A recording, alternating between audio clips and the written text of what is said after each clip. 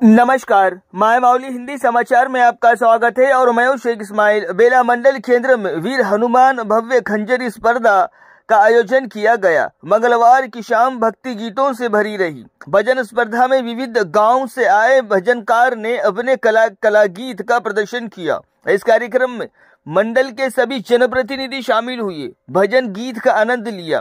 प्रमुख मेहमान के तौर पर आए एसआई दिव्या भारती भी मौजूद रही। उन्होंने कहा है कि ऐसे कार्यक्रमों से पुराना जमाना याद आता है। हमने किताबों में पढ़ा था, लेकिन आज के दौर में और आज के इस जमाने में आदिलाबाद जिले के बेला मंडल में आध्यात्मिकता ज्यादा दर्शाता है। फिर बाद में माजी सरपंच तेजराव मस्की ने कहा है कि ऐसे भक्ति भाव के कार्यक्रम रखना ये सराहनीय है और इन कार्यक्रमों को सपोर्ट करना बहुत जरूरी है। ऐसे युग में हम सब जी रहे हैं जो कि इंसान मोबाइल यंत्र का आदी हो चुका है। फास्ट 5G इंटरनेट के दौर में भगवान के शान में भक्ति गीत समर्पण करना, ये गांव वासी आला दर्जे का काम को अंजाम दे रहे हैं। बेहद खुशी मिलती है कि ऐसे गीत सुनने में, ऐसे कार्यक्रम से ध्यान केंद्रित करते हैं और गुनाहों से बचने में मददगार होते हैं। कार्यक्रम आयोजन को बधाई दी और सभी युवाओं को कहा है कि आप भी ऐसे कार्यक्रमों की तैयारी करें। भाजपा मंडल प्रेसिडेंट दत्ता निकम ने कहा है कि राष्ट्र संत तुकडोजी महाराज ने भी खंजरी का सहारा लेकर गांव-गांव जाकर भजन के माध्यम से लोगों में प्रेम भावना, अंधश्रद्धा निर्मूलन, आपस में एकता का संदेश दिया था।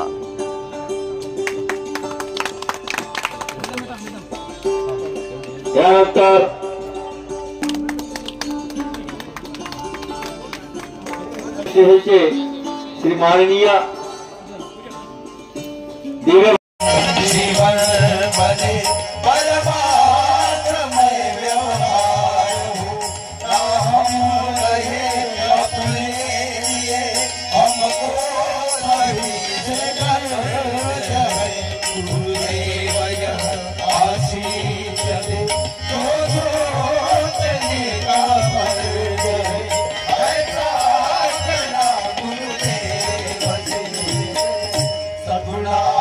महाराज की जय, राष्ट्र संत तुकडोजी महाराज की जय, श्री समर्था और तुझे महाराज की जय।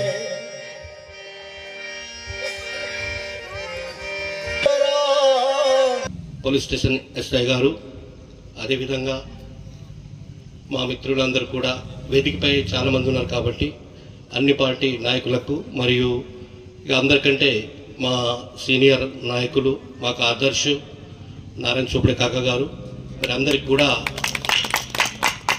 స్వాగతిస్తూ నేటి కార్యక్రమానికి ముందుకు వచ్చి యువకులందరికీ కూడా గ్రామ పెద్దలు, వీర్ హనుమాన్ యువజన సంఘం అనుకోండి, గ్రామస్తులు అనుకోండి, భజన ప్రియులు అనుకోండి, ఉత్సాహకులు అనుకోండి, అందరూ కూడా ముందుకొచ్చి మంచి కార్యక్రమాన్ని తీసుకురావడానికి ప్రయత్నం చేశారు కాబట్టి ఈ సందర్భంగా వాళ్ళందరికీ కూడా ప్రత్యేకంగా అందరికీ కూడా పేరు తీసుకున్న అందరికీ అభినందిస్తూ వారి సంఘంకు మొత్తం కూడా ఇక్కడ వచ్చినటువంటి ప్రముఖుల తరఫు నుంచి కూడా ధన్యవాదాలు తెలుపుతున్నాను।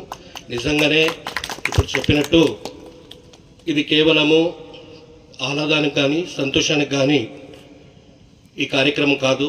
మన యొక్క సంస్కృతి, మన సంప్రదాయము, భారతదేశం ఐక్యత చాటే విధంగా నేడు ఎన్నో ప్రసార సాధనాలు ఉన్నప్పటికీ ఇటువంటి కార్యక్రమాలైనటువంటి ప్రసారం ఎంత కావడం లేదు। కానీ ఆ సమయంలో ప్రసార సాధనం కానీ, ప్రచార సాధనాలు కానీ, వాహనాలు కానీ ఎటువంటి సదుపాయాలు లేనప్పటికీ కూడా తుकडోజీ మహారాజ్ గారు సంకల్పం అనేటువంటి చాలా గొప్ప ఉండేది।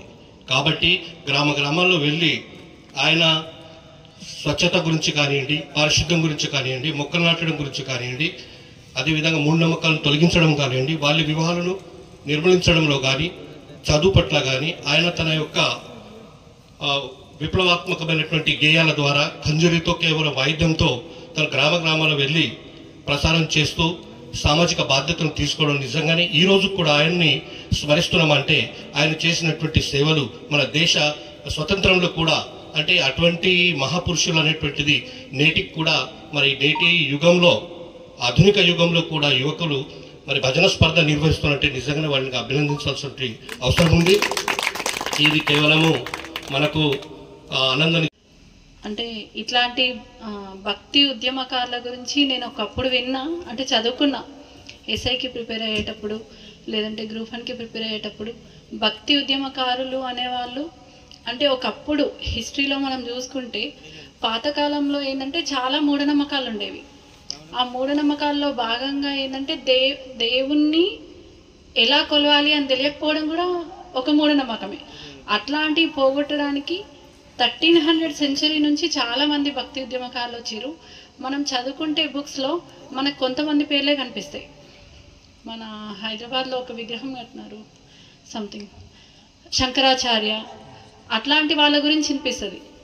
అట్లా కాకుండా మనం ఇండియన్ హిస్టరీలో చూసుకుంటే కనుక ఎట్లాంటి వినిపిస్తాయి, భక్తి మూమెంట్కి సంబంధించి కబీర్ కావచ్చు, లేదంటే అట్లాంటి వాళ్ళు కనిపిస్తుంది. కానీ ఆ భక్తి ఉద్యమం అనేది మహారాష్ట్ర సైడ్కి వచ్చేసరికి అక్కడ వాళ్ళ సంస్కృతిని కాపాడుకోవడానికి మరియు భక్తిని చాటడానికి రెండింటిని కలిపి వచ్చింది. అట్లాంటి వాళ్ళు నేను విన్నదైతే జ్ఞానేశ్వర్ అట్లాంటి వాళ్ళ గురించి విన్నా, శివాజీ మహారాజ్ గురించి విన్నా, ఇట్లా ఒక 2-3 విన్నా. కానీ బేలా సైడ్కి వచ్చిన తర్వాత నేను అంటే బేలా అని కాదు, ఆదిలాబాద్కి వచ్చిన తర్వాత తలమడుగులో కూడా ఒక 2-3 బాబాల గురించి విన్నా నేను. ఒకప్పుడు నేను అనుకునేది మనుషుల్ని ఓకే దేవుణ్ణి అంటే మొక్కుతున్నారు, మనుషుల్ని ఎందుకు ఎంత ప్రేజ్ చేస్తారు అంటే ఇక్కడికి వచ్చిన తర్వాత మనకు అర్థమవుతుంది. ఆ సినిమాలో అదేదో సినిమాలో రానా సినిమాలో డైలాగ్ ఉంటుంది, సాయం దేవుడు అంటే ఏదో కాదు సాయమే దేవుడు అంటాడు, రానా డైలాగ్ ఉంటుంది. సో సేమ్ అట్లనే ఇక్కడున్న ఇంత ఆదివాసి ఇప్పుడు మనం చూసుకుంటేనే ఇంత 21st సెంచరీలో చూస్తేనే ఆదిలాబాద్లో ఉన్న పల్లెటూళ్ళకి పోతే వాళ్ళకి కనీసం చిన్న చిన్న విషయాలు కూడా అర్థం కావు. అట్లాంటి దాన్ని కొన్ని 100 సంవత్సరాల క్రితం కొంతమంది వాళ్ళు సెల్ఫ్గా మోటివేట్ అయ్యి ఇక్కడున్న పీపుల్ని మోటివేట్ చేసి వాళ్ళలో ఉన్న మూఢనమ్మకాలని పోగొట్టి భక్తిని సరైన మార్గంలో ముందుకు తీసుకుపోవడానికి ఆ మూఢనమ్మకాలని తొలగించడానికి వాళ్ళు ఆ కాలంలో ప్రయత్నించారు. అట్లాంటి వాళ్ళని గుర్తు చేసుకోవడం చాలా అవసరం.